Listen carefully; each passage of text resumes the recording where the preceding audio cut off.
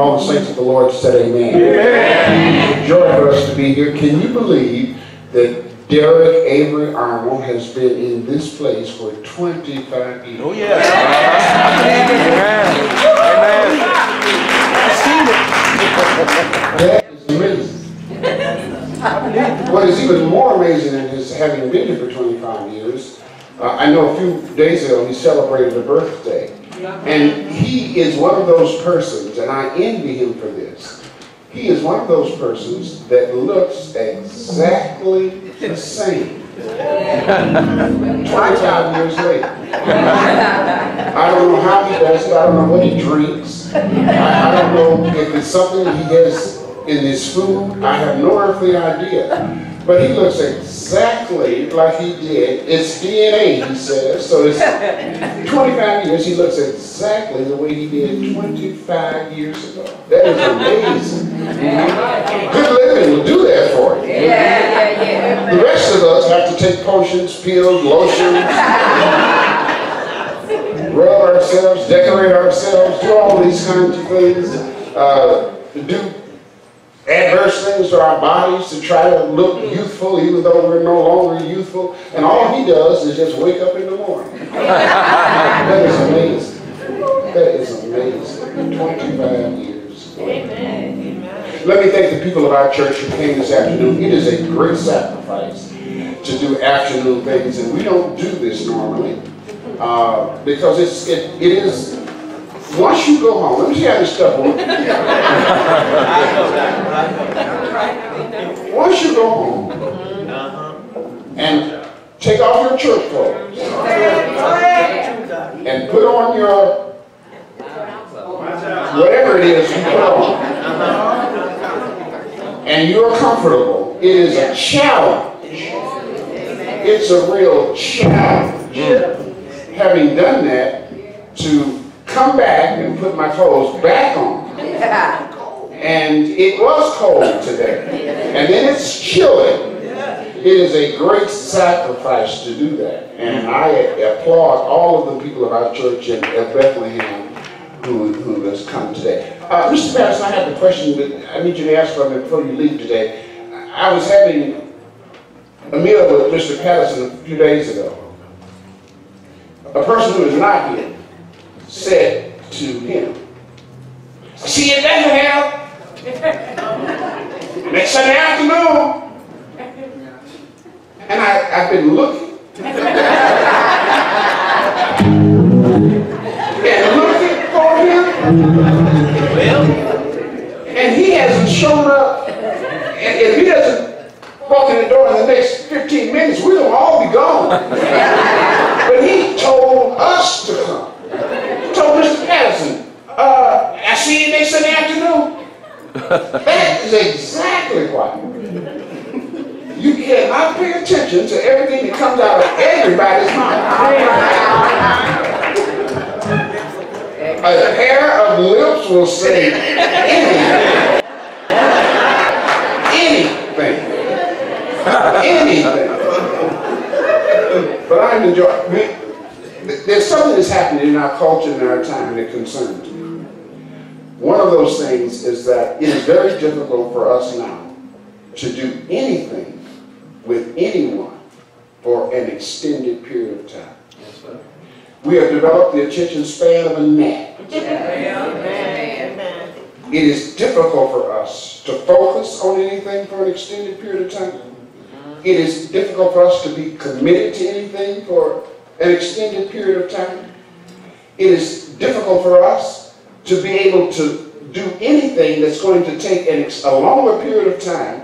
And you are witnessing what I believe in our culture and our time is what has become an anomaly. For 25 years, we don't do stuff for 25 minutes anymore. And for 25 years to do the same thing in the same place is a compliment to both parties. Because in order to have a relationship, which is what you have with your pastor, in order to have a relationship and for it to be successful, it mandates two people willingly doing what they need to do for that relationship to exist. It's a two-party relationship does not work when one person is doing all the work. It will not work. And you have been able in 25 years, the pastor has been able in 25 years to maintain such a wholesome and beautiful relationship. And this is one of the reasons why I love Bethlehem so much. This is really the house of bread. And it's a blessing for my friendship with Pastor Arnold. And let me do a couple of things. Every time I've come, I have an assignment, and my assignment is to take back what the devil stole from me. Well, all right. Can I take back what the devil stole? No. Sylvia not only was a member of our church, she was not only a member of our church, she was on staff with me for a minute and served in our church on staff. And the next thing I knew, she met a man. All right. If he had been a good man, they would be in my church. She met a man, married him, and this is the God honest truth, Reverend Taylor. She met him, married him, and has been having a smile on her face since that day. So he may really be a very good man because she has been grinning ever since.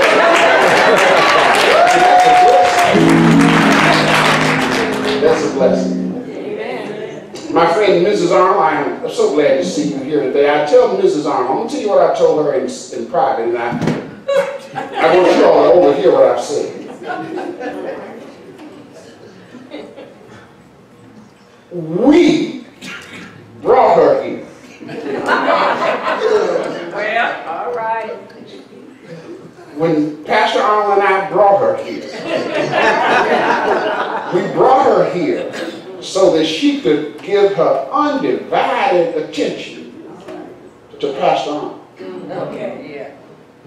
Her undivided attention to Pastor Arnold. And to keep her from being bored, we waited. Reverend Taylor, she had a job. She retired from that job. She gets a check from that job. And we explained to her when she would come here what her responsibilities would be. We didn't want her. We waited for a long time as she went up and down that highway, and we wanted her when she got here to give her undivided attention to Dr. Arnold and to me. I wanted some of her. And now she is such a, you are blessed to have such a wonderful person. Amen. Amen. That is really good to hear.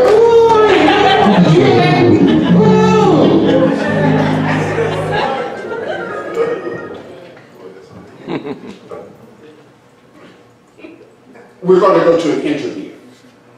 All right. A man by the name of Simon, son of Jonas, who is a disciple of Jesus, is being interviewed for a position Jesus wants to give. All right. The interview only has 3 questions, so it won't last. 3 questions will constitute the whole interview. He is being interviewed for a job that Jesus has in mind to give. And he will find out if he should have that job based on 3 questions he is going to ask. It's almost the same question asked 3 different ways. All right. Yeah. But he's only interested before he gives him a position. All right. Yeah. He needs to make certain of his condition. All right. Because when you give me a position and you give a responsibility to me, and I am not fit for the assignment, everybody is going to suffer. So Jesus is going to ask him 3 questions. All of them are in the 21st chapter of the Gospel of John. And they are 3 questions as Jesus interrogates him, conducts this interview. That not only does Jesus conduct it, but it's the same thing. I don't care what you're interviewing somebody for. You could ask the same 3 questions. As a matter of fact, if you had known the 3 questions to ask, you never would have had a boyfriend that you had that got on your ever freaking nerves if you had known how to ask these 3 questions. Not only that, you wouldn't have married some of the people we've married. If you could have asked these 3 questions. It's an interview. It doesn't take long. The response to these 3 interview questions will tell me all I need to know. Would you stand? John chapter 21, beginning with verse 15.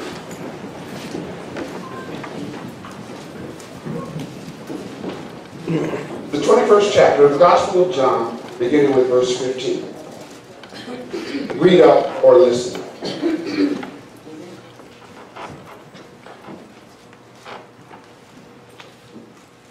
Every word is important. What comes from a divine man is not what comes from a human mind. God never tells us something without a purpose. In verse 15 of John 21, listen up for the questions. There are only 3.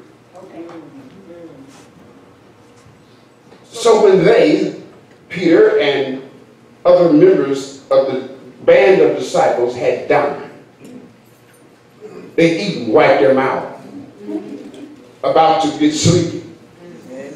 So when they had dined, Jesus said to Simon Peter, Simon, son of Jonas, lovest thou me more than these? Simon's response to the first interview question is this: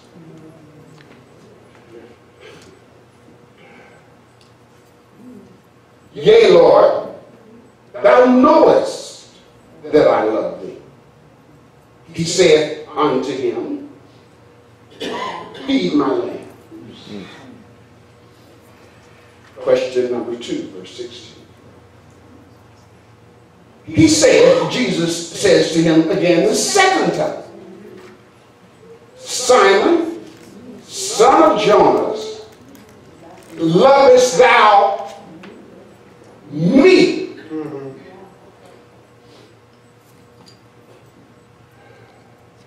He said unto him, Yea, Lord, thou knowest that I love thee. He said unto him, Feed my sheep. The third question, it is in verse 17. He saith unto him the third time, Simon, son of Jonas, lovest thou me? Peter was grieved because he had said unto him the third time, Lovest thou me? And he said unto him, Lord, thou knowest all things. Thou knowest that I love thee. Jesus said unto him, Feed my what? Sheep. You may be seated. 10 minutes, we're out of it.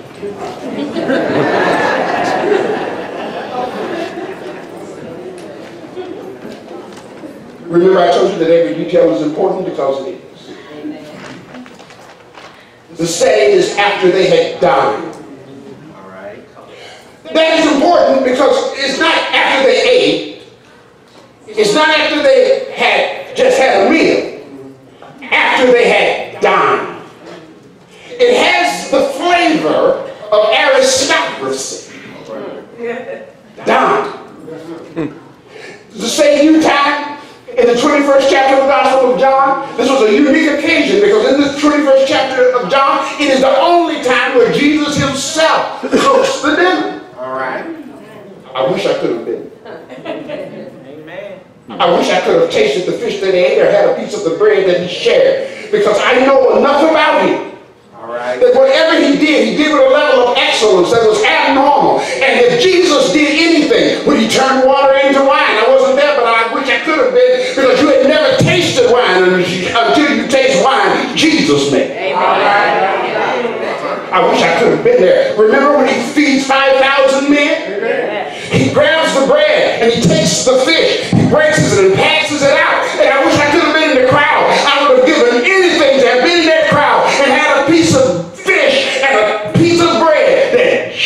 Jesus was passing. All right. You think your mama can cook. You think Big Mama and them can cook. You ain't tasted nothing until Jesus is his hand. I wish I could have tasted. He did. I grew up and I had a very traumatic childhood. Let me tell you about my traumatic childhood. I had a very traumatic childhood growing up because my grandparents, as loving as they were and as prayerful as they were and as nice as they were, and they did so many good things right. The one thing my grandparents could not do is they could not cook. It is traumatic. It is traumatic. It borders on child abuse. To be in a house where your guardians could not cook, and they were nice, they were Christian people, saved, did a lot of good things, but they could not cook. But I found out a solution to my situation. My next door neighbor, right down the street, not street, right down the road, Catherine Shelley could make water taste good. And I found out a way to get out of some of my trauma and avoid some of the abuse that I was getting with that bad food that was being cooked at the house that I was living in. I figured out a way. Around dinner time, I always managed to be at the house of Catherine Shelley. I thought I was being deceitful. I thought I was tricking her. But I would wait until dinner time, and after she had fixed Mr. John Henry his plate, and Joyce and Leon, her children, had sat at the table, and she would see me hanging around, and she would always say to me, "Raymond, you want something to eat?" "Absolutely, I do." Jesus could cook.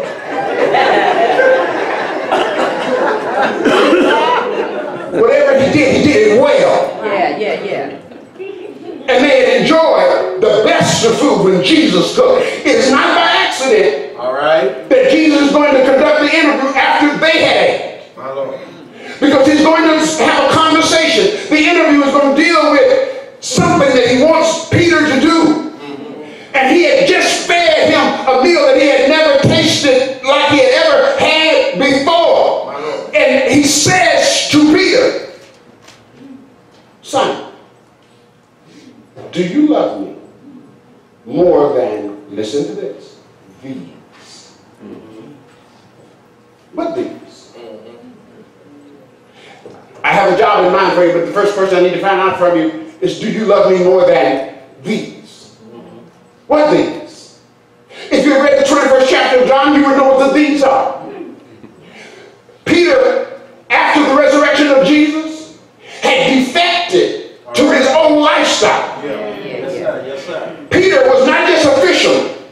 He was an expert fisherman. He lived and had a successful business catching fish. And after the resurrection of Christ, he went back to his own lifestyle. And that night, the Bible says, when he went back to his own lifestyle, he was unable to catch anything. Because I want you to know this, when you go back trying to do something that you used to do, you soon find out it ain't the same as it was when you left.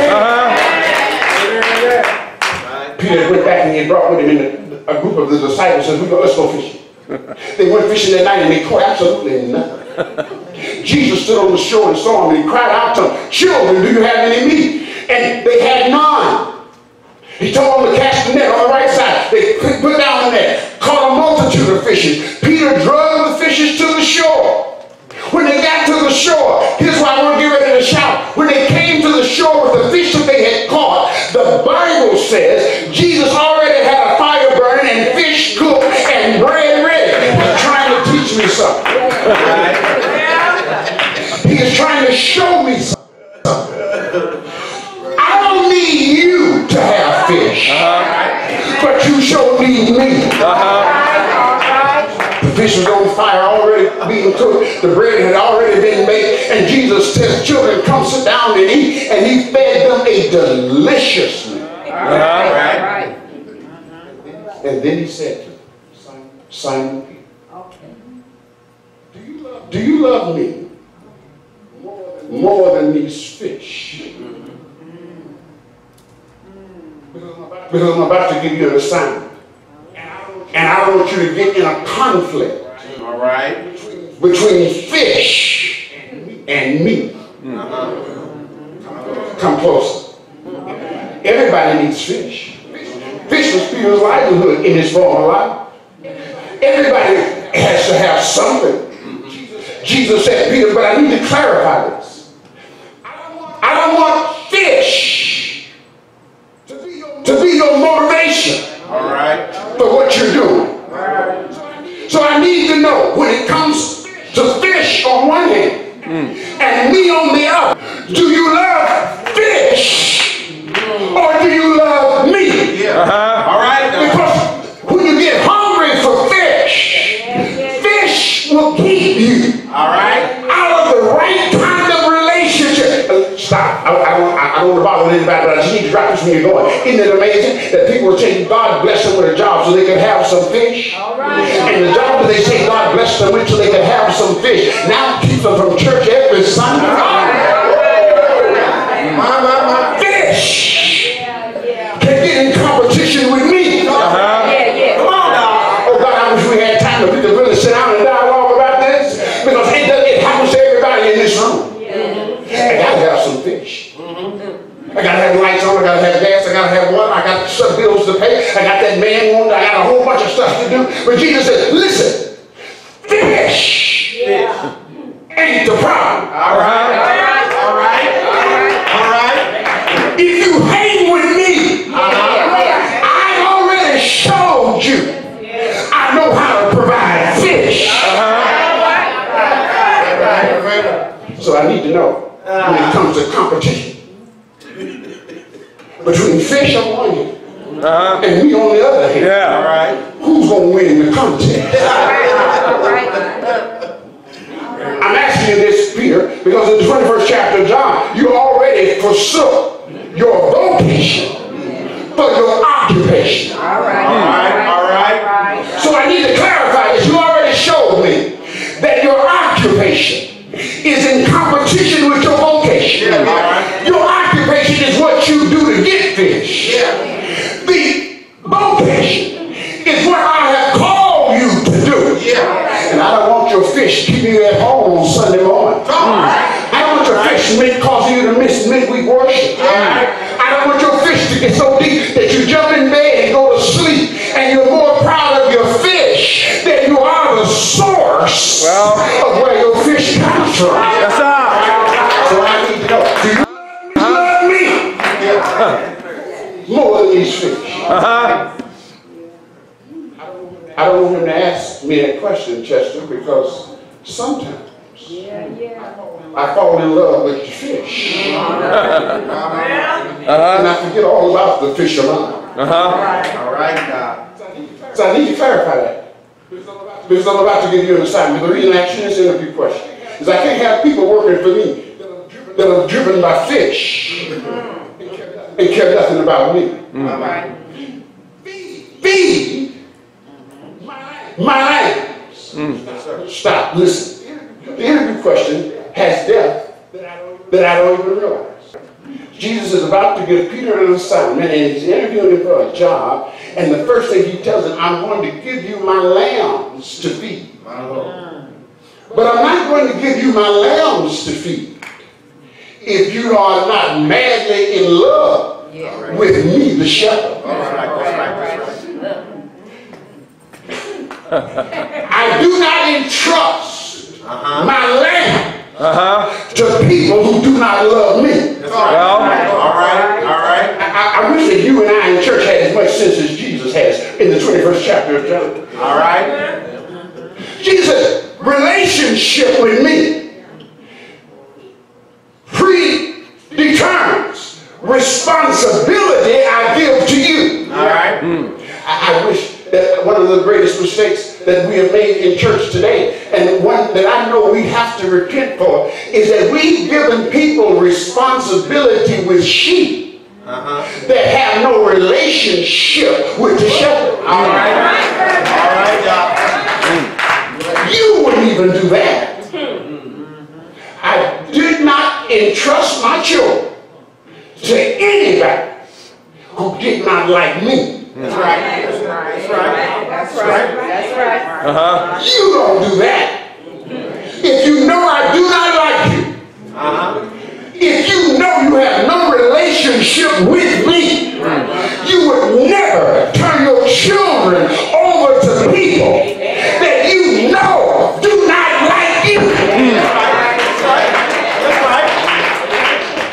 but we do it in church every day. Hey! I understand why.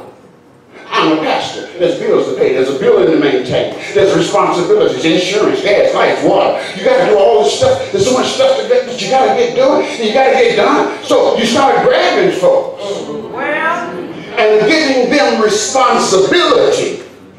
But the ones I'm grabbing have no relationship with the shepherd. All right. Trust me, anyone who does not have a relationship with the shepherd will never treat the sheep right. That's right. You're right. You're right. You're right. I'm preaching better than you. Nobody. You always have to pay them, beg them, drag them, pull, beg, get on your knees. Not because of anything that has to do with you. They don't have a relationship with the shepherd. Right.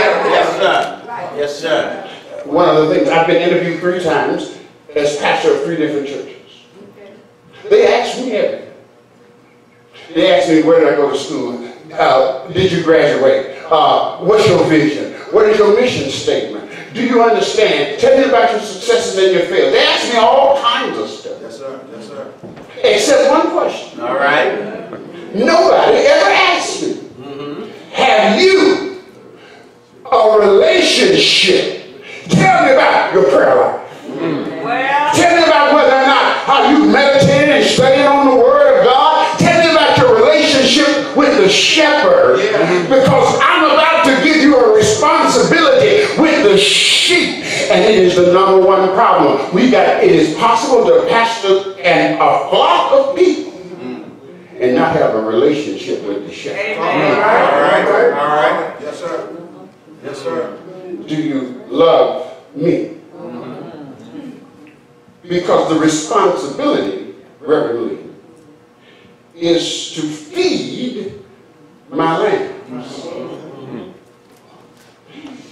Woody got up and said, I'm a waiter. That's true. I bring the food from the kitchen. The cook in the back, yes, sir, prepares. Yeah. All right. Talk about it. I serve. that's it. That's it. Yes, yes, yes. All right now. One of the reasons you should be grateful for the pastor that you have. Yeah. You see, the waiter needs a relationship with the cook. If the waiter gets a relationship, the right relationship with the cook, the cook prepares the meal. My job gets easier because all I have to do is pick up what the cook, and when you got the right cook,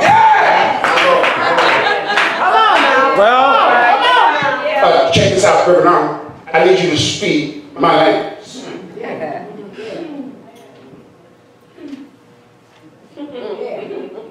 He's going to talk about sheep in a minute. Sheep are those who used to be lambs. A sheep is a form of lamb. That's right. The difference between a lamb and a sheep is how they've been eating. All right. Woo! All right. Feed my lamb. Immature, the crazy, the stupid, the backwards, the wayward, the disobedient. Because if they don't get fed, they will never become lamb sheep. Because a lamb becomes a sheep because of what he or she is being fed. I'm preaching better than you're listening. All right, Doc. All right. Oh, by the way, Jesus assumes that you can have the right cook and you got a good waiter, but you got to have lambs with appetite too. All right, Doc. The cook is on point. The waiter is on point. But the worst thing you could ever do is bring good food to a table where the people you're putting it in front of have no appetite.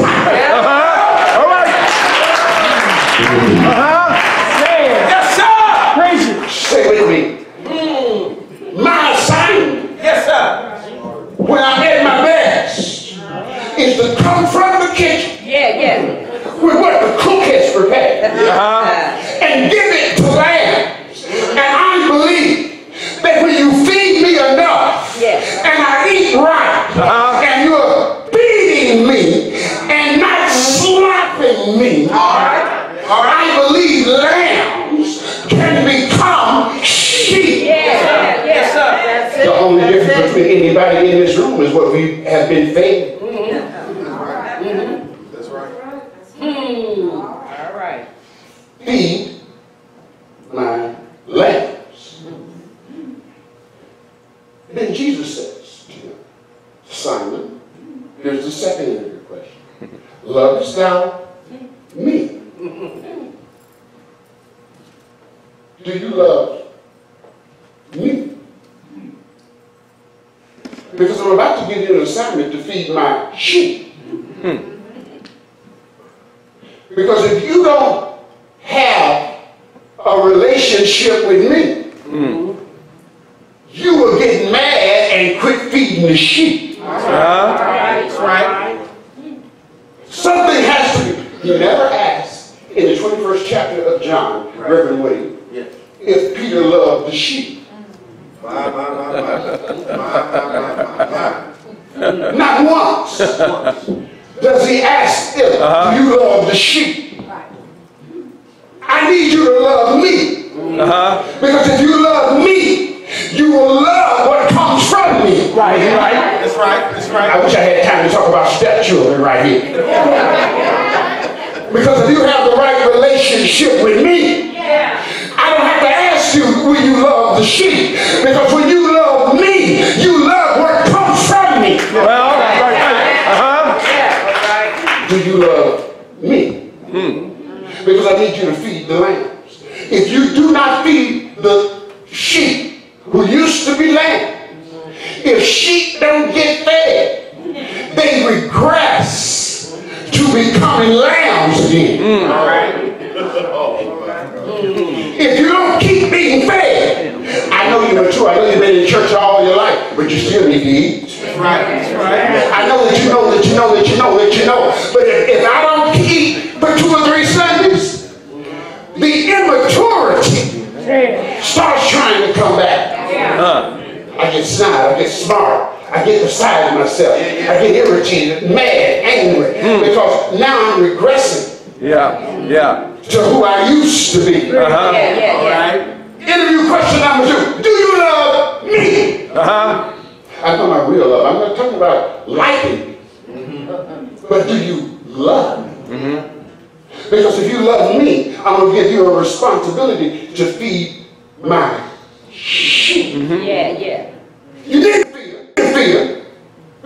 Before they start acting like lambs, it's because of their diet. All right. Most people will tell you that if you want to see some crazy kids, give them sugar and send them to school. All right. Feed them sugar. Make sure you get some good frosted flakes. Put 5 or 6 tablespoons of sugar in the bowl. Mix it up real good. Feed it to them. And send them off to school. And now, with my sugar-filled self, I'm bouncing off the wall. The folks will tell you, All right. you need to put it on rhythm. Your child needs a drug to control. Not knowing that it is possible for me to be contributing to their madness because of the diet I've been feeding them. I really want to go off and I can really do some preaching right here, because some we blame our kids for being so messed up. But if you knew what mamas and papas were feeding them, it explains why they're bouncing off the wall. Are you with me with these kids? Now let me tell you why Christians are bouncing off the wall. Stay with me here. Christians are bouncing off the wall too. And it's because of what they are being. Help me preach this. Yes, sir. You see, I only have 30 minutes with you. All right. I go to the cook. Bring out what the cook is prepared. Bring it as the waiter to you. I can only feed you this one meal. But you got to eat the rest of the week. Yes, sir. Yes, sir. And it's hard for my one meal that I fed you to compete with the other junk you've been eating. All right. Come on.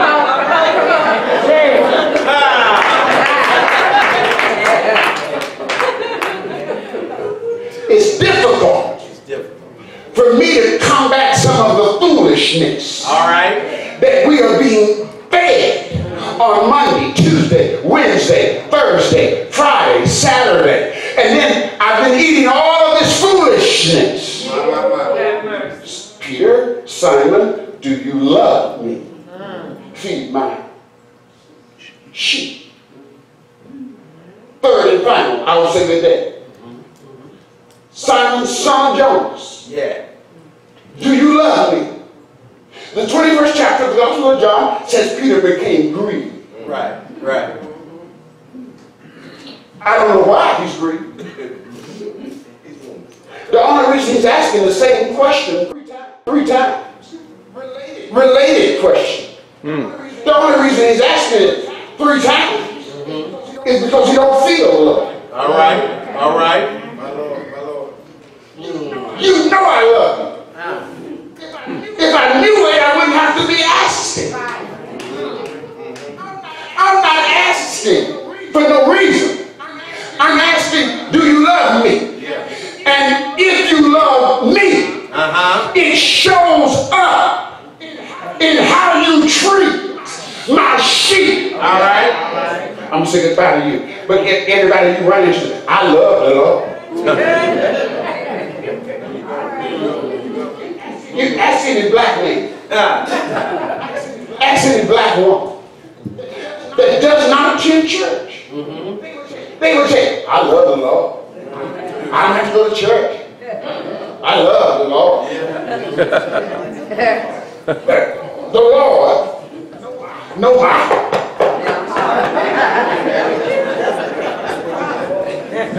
He loved my heart. And I 100% agree.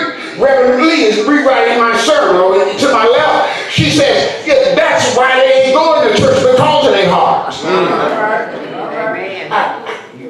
The Lord know I love. I don't have to be in church to love the Lord. Yeah, you do. The reason you do is because Jesus says, based on your relationship with me, it will change your relationship with my sheep. Because you have a responsibility to the sheep that comes out of your responsibility and relationship with me. One of the reasons we become protective of our children is because we know there's some low-down people in this world. And if you take your eyes off them for a minute, they will mess with your kids because they don't like you. But when you love the shepherd, it is evidenced by my relationship with the sheep. Catherine Shelley, the person who lived down the street from me, that was a good cook. And my grandmother was a horrible cook. She didn't like it. She didn't do a good job at it. She hated doing it. And when you do something with hate in your heart, it can never taste good. She hated doing it. And so she would feed me the God awfulest food. But there was a person next door who fixed everything. You don't know what tea cakes are. But she would make tea cakes hot out the stove. And because I had an appetite for what she did, I was there every chance I got. I say good